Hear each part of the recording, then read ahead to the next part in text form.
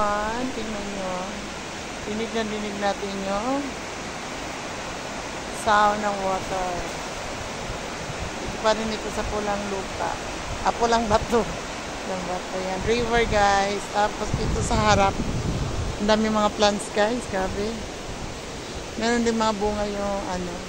Tapos ayun guys, oh, ang taas. Yung bedrock daw ang tawag. Grabe. Tapos itong puno dito, oh. Ano, ang daming bunga.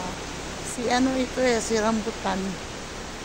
Ang daming rambutan. Pero bago pa lang, hindi pa talaga siya hinog.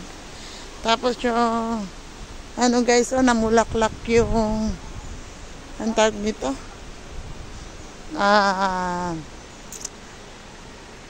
Ba yun? Insulin plant, oh.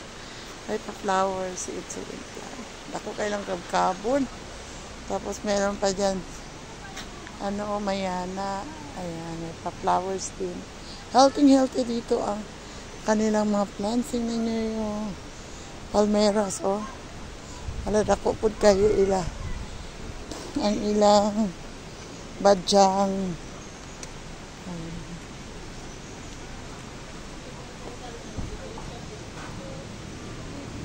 Ewan ko kung ano meron dito sa loob. Ayan, oh. Dahil isang plant, marami yata mapasok dito sa loob.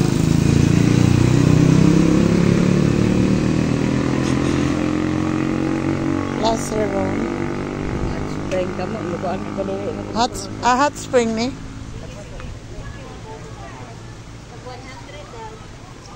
Ano meron sa loob? Hot spring daw. Hot spring, mainit yung water. Ito na yung sinasabi ni Ate May.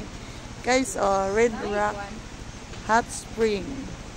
New Rock Hot Spring. Yan sa may nakabutang nila Rock Hot Spring.